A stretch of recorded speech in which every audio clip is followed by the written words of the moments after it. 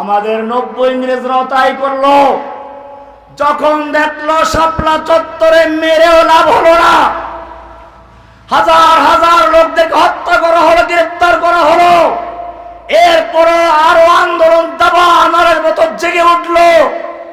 তখন তারা নতুন চক্রান্ত করলো, ঠিক আছে আমরা এখন মসজিদ বন্ধ করব না, মডেল মসজিদ তৈরি করব। মাদ্রাসা বন্ধ করব না, কওমি মাদ্রাসার সনদের স্বীকৃতি দিয়ে দিল। এটা ওরা আমাদের ভালোবেসে দেয় নাই, চক্রান্ত করেছে। এখানেও ইংরেজরা তাই করলো। কলকাতা আলিয়া মাদ্রাসা সম্পর্কে ইতিহাস পড়বেন। আমি আলিয়া মাদ্রাসার দোষ বলার জন্য বলছি না, কারণ তখন আলিয়া কওমিয়ার নিসাবে তালিম প্রায় একই ছিল। এই নিসাব তালিম তৈরি করার দায়িত্ব দেওয়া হলো ডক্টর ম্যাকলি নামক একজন খ্রিস্টান আলেমকে, যে জানে ইসলামের কোন জায়গায় আঘাত করা দরকার। যেভাবে বাংলাদেশেও একজন নব্য ম্যাকলি নওফেল নামক এক নাস্তিক ইসকন হিন্দুকে বাংলাদেশের মুসলিম দেশে শিক্ষা সিলেবাস তৈরি করার দায়িত্ব দেওয়া হলো, শিক্ষামন্ত্রী বানিয়ে দেওয়া হয়েছে। আর তারা গোটা জাতিকে বানরের বাচ্চা বানাবার চক্রান্ত করেছিল। ইংরেজরা দেখলো মুসলিমদের দুইটা জায়গা ধ্বংস করতে হবে। কয়টা জায়গা? ভালো করে বুঝতে হবে। একটার সম্পর্ক হচ্ছে ভিতরের সাথে, একটার সম্পর্ক বাইরের সাথে। একটার সম্পর্ক হচ্ছে আত্মার সাথে, আর একটার সম্পর্ক হচ্ছে ওটাকে টিকিয়ে রাখার জন্য। প্রথমটার নাম হচ্ছে তাওহীদ, ভিতরের অবকাঠামো, বাইরের অবকাঠামো হচ্ছে জিহাদ। এই কারণে গোলাম আহমদ কাদিয়ানীকে তৈরি করা হলো। হাজার হাজার পৃষ্ঠার বই লেখলো, যার সূচনা ছিল এরকম, তাও जिहाद के नाम छोड़ दो आए भाइयों, इस्लाम में हराम है कत्ल किताल। 90 ইংরেজরাও ব্যতিক্রম করে নাই। এই বাংলার বুকে আল্লাহকে গালিগালাজ করা হয়েছিল, রাসূলকে গালিগালাজ করা হয়েছিল। সেই সকল নাস্তিক মুরতাদদের বিরুদ্ধে ফতোয়া লেখা হলো না, কিন্তু যখন সেই নাস্তিক মুরতাদ ব্লগারদের পাওনা চুকিয়ে দিয়ে একদল মর্দে মুজাহিদ নিজের ইমানের পরীক্ষা পেশ করলো, তখন তাদের বিরুদ্ধে তথাকথিত 1 লক্ষ মুক্তির ফতোয়া লিখে তারপরে জিহাদের বিরুদ্ধে চক্রান্ত করা হয়েছিল। ব্রাহ্মণবাড়িয়ার ভাইয়েরা, আলেম ওলামাদের এলাকা, মুজাহিদিনদের এলাকা, আমি জেলখানায় বসেও দেখতাম, যখনই কোন বাতিল মাথা চারা দিয়ে উঠেছে, এই শহীদ বাড়িয়ার লোকেরা জীবন বাজি রেখে তার প্রতিবাদ করেছে। সুতরাং তোমাদের মনে রাখতে হবে, পৃথিবীতে যখনই কোন আদর্শ, কোন চেতনা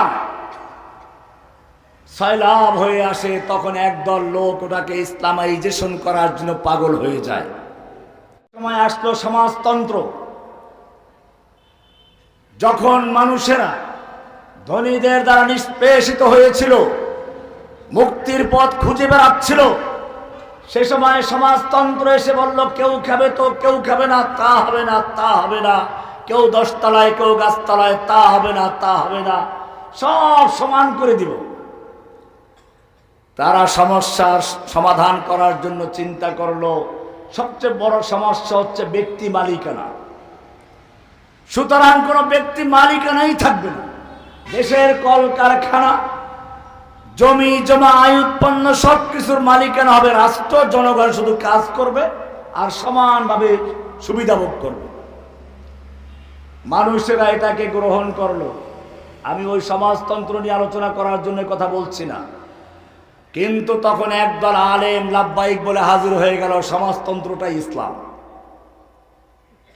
সমাজতন্ত্রের পক্ষে বই লেখা শুরু করে দিল, সমাজতন্ত্র ছাড়া ইসলাম চলবে না, এটার বিরোধিতা করা যাবে না। আল ইশতিরাকিয়াতু ফিল ইসলাম নামক বই লিখে ফেলল। 1-2 পৃষ্ঠার নয়, বিশাল কিতাব, 500 কিতাবের ছিল হাওয়ালা। সমাজতন্ত্র বলে মালিকানা থাকবে রাষ্ট্রের, ব্যক্তির কোনো মালিকানা থাকবে না। কোরআন থেকে দলিল পেশ করে, এটাই তো ইসলাম বলে, ইন্নাল আরদা লিল্লাহ ইউরিসুহা মান ইয়াশা, জমিনের মালিক আল্লাহ। তো আল্লাহ মালিক, এদিকে শাসকরা মালিক। লিল্লাহি মা ফিস সামাওয়াতি ওয়াল আরদি, এরকম যতগুলো আয়াত আছে। এরপরে আল্লাহর রাসূল সাল্লাল্লাহু আলাইহি ওয়াসাল্লাম নিজে মৃত্যুর আগে বলে গেলেন, আমরা নবীদের দল ওয়ারিস হই না, ওয়ারিস বানাই না। এই সম্পত্তির ভাগাভাগি নিয়ে ফাতেমা রাদিয়াল্লাহু তাআলা আনহা, আলী রাদিয়াল্লাহু তাআলা আনহু, আবু বকর রাদিয়াল্লাহু তাআলা আনহুর সঙ্গে দ্বিমত করলেন। আবু বকর রাদিয়াল্লাহু তাআলার ইতিহাস আমাদের জানা। আবু যার গিফারি, তিনি সম্পদ জমা করা নাজায়েজ বলতেন। এইরকম বিভিন্ন দলিল পেশ করে প্রায় 500 কিতাবের হাওয়ালা দিয়ে যে কিতাব লেখলো তার নাম হলো আল ইশতিরাকিয়াতু ফিল ইসলাম, ইসলামের সমাজতন্ত্র। মিলিয়ে দিন। এরপরে যখন সেই সমাজতন্ত্র মানুষেরা বুঝতে পারলো যেটা ফাঁকা আওয়াজ, মাথা ব্যথা দূর করার জন্য বলল যে গলাটা কেটে ফেলে দাও। ঠিক সমাজতন্ত্রীরা গোটা দেশের মানুষকে গরু গাধার মতো, গোলামের মতো বানিয়ে মুষ্টিমেয় কয়েকজন লোকের গোলাম বনেছিল। ওটার পতন হলো। এবারে সে আলেমরা বলল, না না, এটার সাথে ইসলামের কোনো সম্পর্কই নাই। এরপরে আসলো গণতন্ত্র নামক আর এক ধর্ম। এটা যখন আসলো তখন একদল উলামায়ে কেরাম ঝাঁপিয়ে পড়ল ইসলামাইজেশন করার জন্য। এটাই তো ইসলাম।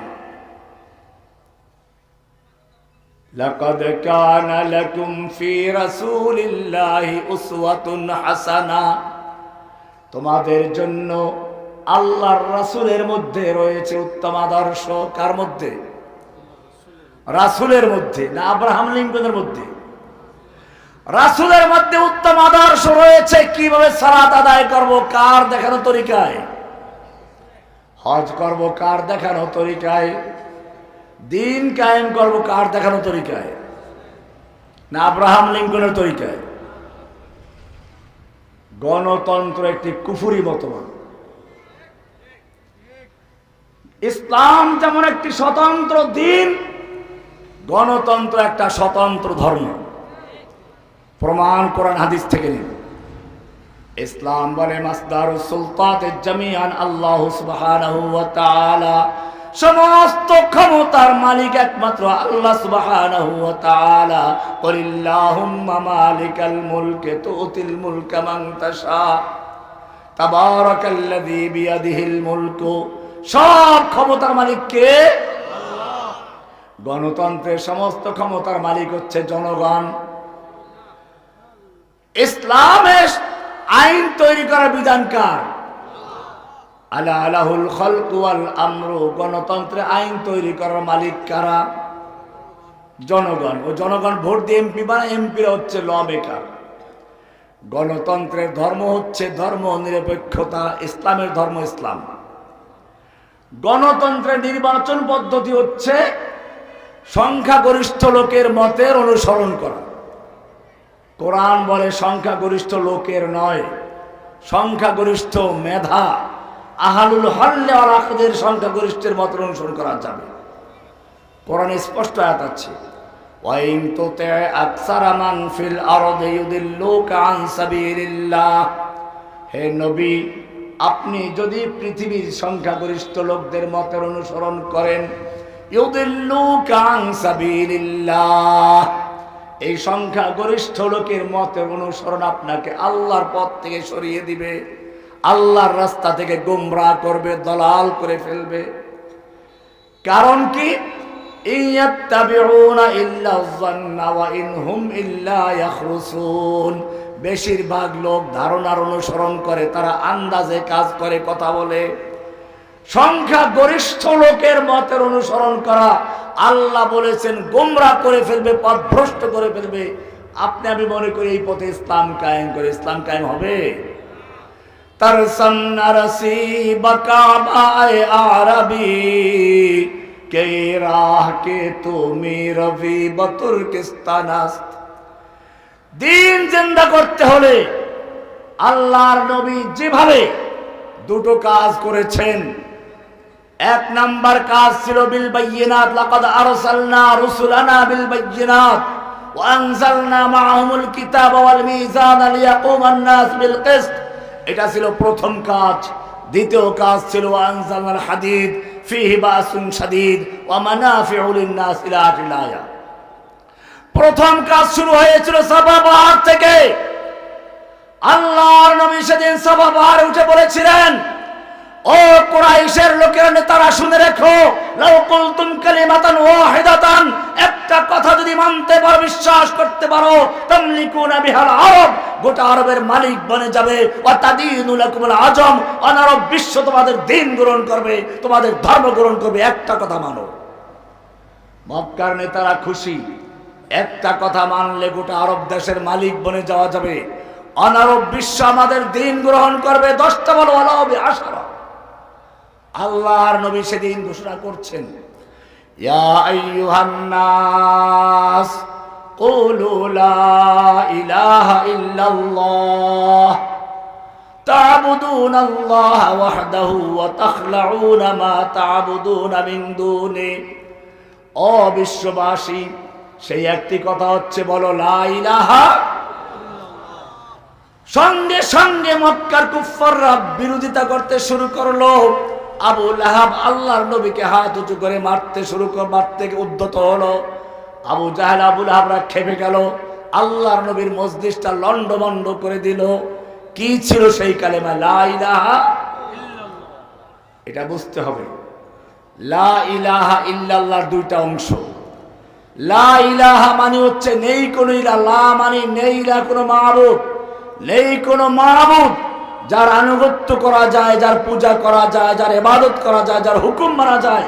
ব্যক্তি জীবনে, পারিবারিক জীবনে, রাষ্ট্রীয় জীবনে, আন্তর্জাতিক জীবনে, মন্দিরে মসজিদে কোন জায়গায় কারো হুকুম মানা যাবে না একমাত্র ইল্লাল্লাহ, আল্লাহ ছাড়া। একটা পুরাতন বিল্ডিং এ রং করতে গেলে মানুষ প্রথমে পুরাতন রংটা ঘষে মেজে ধুয়ে মুছে পরিষ্কার করে তারপর নতুন রং করে, ঠিক কিনা?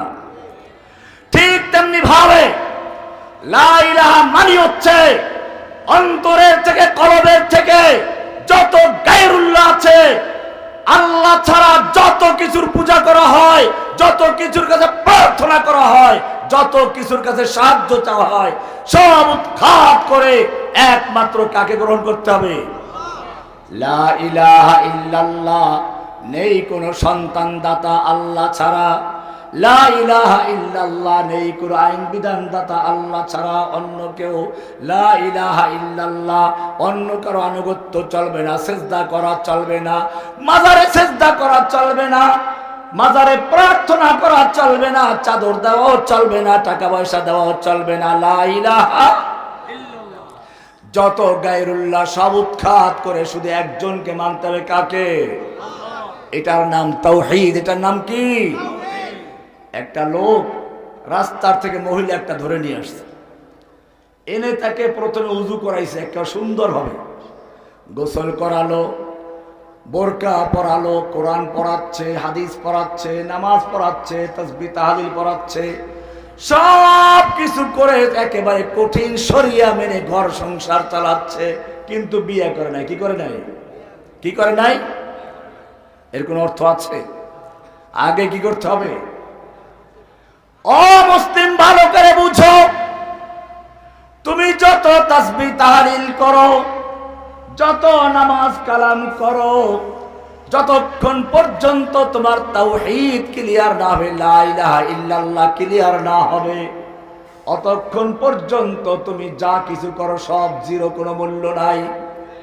এক লোক শূন্য, এক লোক বড় বড় শূন্য। এক শূন্য কোনো মূল্য আছে? দুই শূন্য কোনো মূল্য আছে? এইবারে একটা বড় করে একটা এক লেখলো, এক, এরপরে একটা শূন্য দিল, কত হয়ে গেছে? আর এক শূন্য, আর এক শূন্য, আর এক শূন্য। এখন যত শূন্য লাগাবে তত একের মূল্য বাড়তে থাকবে, ঠিক কিনা?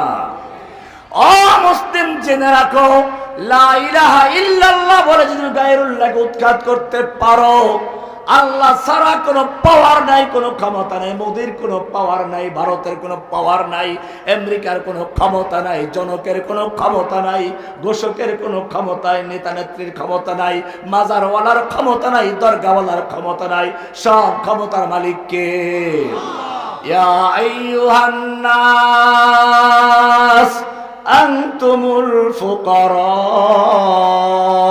ইলাল্লাহ ওয়াল্লাহু হুয়াল গনিয়ুল হামিদ। আল্লাহ তাআলা বলছেন, ইয়া আইয়ুহান নাস, ও বিশ্ববাসী, আনতুমুল ফুকারাউ ইলাল্লাহ, তোমরা সব আল্লাহর দরবারের ফকির। কার দরবারের ফকির? আনতুমুল ফুকারাউ ইলাল্লাহ, তোমার রাজা ফকির, প্রজা ফকির, আমির ফকির, গরিব ফকির, ধনী ফকির, পীর ফকির, মুরিদ ফকির। আনতুমুল ফুকারাউ ইলাল্লাহ, দরগাওয়ালাও ফকির, দুর্গাওয়ালাও ফকির, বাজারওয়ালাও ফকির, মাজারওয়ালাও ফকির। আনতুমুল ফুকারাউ ইলাল্লাহ, তোমরা সব কার দরবারে ফকির? আল্লাহু হুয়াল গনিয়ুল হামিদ, শুধুমাত্র ধনী হচ্ছেন কে? লা ইলাহা ইল্লাল্লাহ বলে সব কিছু উৎখাত করে দাও। বলো লা ইলাহা ইল্লাল্লাহ। এই খাজা বাবা গায়রুল্লাহ, গাজা বাবা গায়রুল্লাহ, বলো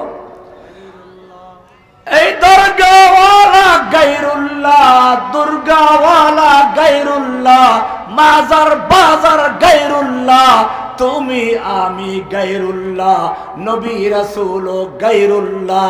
নবী রাসূল আল্লাহ না আল্লাহর গায়র? সব গায়রুল্লাহকে অন্তর থেকে তুলে দিয়ে একমাত্র বসাবো কাকে? বাকি মানাদ ইল্লাল্লাহ। বাকি আছে কি? সব গায়রুল্লাহকে উৎখাত করে দিয়ে শুধু একজনকে বসাতে হবে।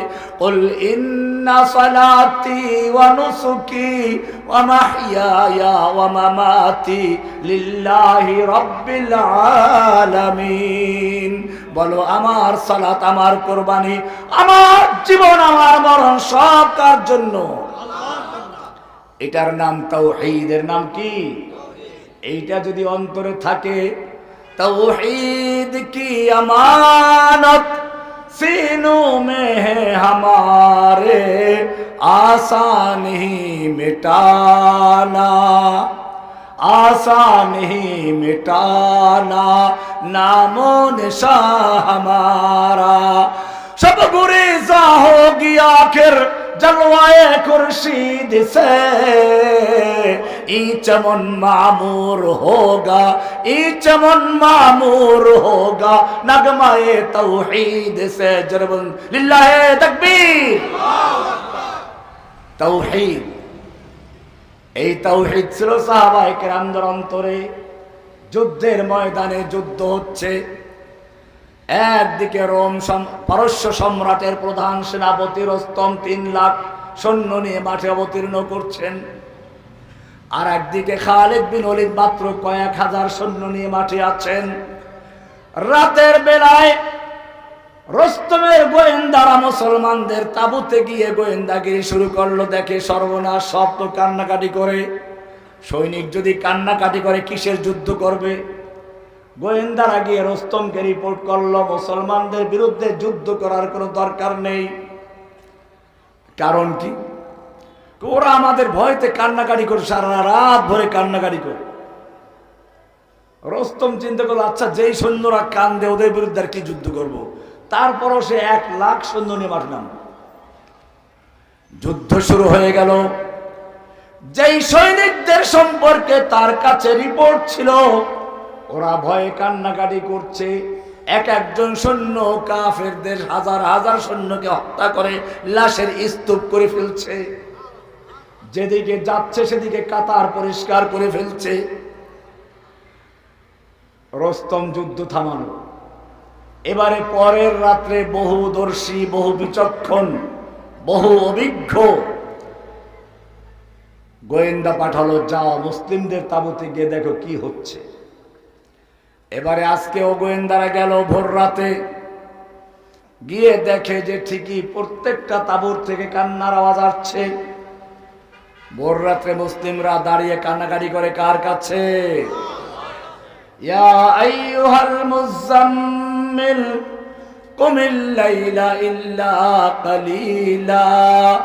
দেখে যে কান্নাকাটি করছে, আমাদের ভয়ে নয়, তারা আল্লাহর কাছে হাত তুলে প্রার্থনা করছে, রব্বুল আলামিন আগামীকাল তোমার দুশমনদের বিরুদ্ধে যুদ্ধ হচ্ছে, কাফেরদের শওকাতকে ধ্বংস করে দিয়ে ব্রাহ্মণ্যবাদ, পোপতন্ত্র, হিন্দুত্ববাদ, বৌদ্ধত্ববাদ, ইসকনের সমস্ত শক্তিকে ধ্বংস করে দিয়ে আগামীকাল যেন আমি বীর দর্পে যুদ্ধ করতে পারি, আমি টুকরো টুকরো হয়ে যাব, তোমার দিন যেন বিজয় হয় সেই তৌফিক দান করো। রস্তমের সৈন্যরা বুঝতে পারলো কান্দে তো ঠিকই, আমাদের ভয়তে না। রস্তমকে গিয়ে রিপোর্ট করলো, মুসলিম সৈন্যদের বিরুদ্ধে যুদ্ধ করে বিজয় লাভ করার স্বপ্ন দেখো না। রস্তম জিজ্ঞেস করলো কারণ কি, ওদের কি অস্ত্র আমাদের চেয়ে বেশি? বলে না, তা তো অনেক কম। সৈন্য আমাদের চেয়ে বেশি? বলে না, তাও তো অনেক কম। তাহলে কি ওদের গায়ে শক্তি বেশি? বলে না, ওরা জীর্ণশীল। রস্তম বলল আমাকে ভয় দেখাচ্ছ কেন? আমার সাহস কেন ভেঙে দিচ্ছ? অস্ত্র আমার বেশি, সৈন্য আমার বেশি, শক্তি আমার সৈন্যদের গায়ে বেশি, ভয় দেখাচ্ছ কেন? গোয়েন্দারা বলল পারস্যের প্রধান সেনাপতি, শুনে রেখো, হতে পারে তোমার কাছে সৈন্য বেশি, অস্ত্র বেশি, শক্তি বেশি, কিন্তু জেনে রাখো তোমার সৈনিকদের কাছে সুন্দরী নারী আর সুন্দরী যুবতী নারী আর মদের পেলা যত বেশি প্রিয়, খালিদ বিন ওলীদের সৈনিকদের কাছে আল্লাহর রাস্তায় জীবন দেওয়া তার চেয়ে বেশি প্রিয়।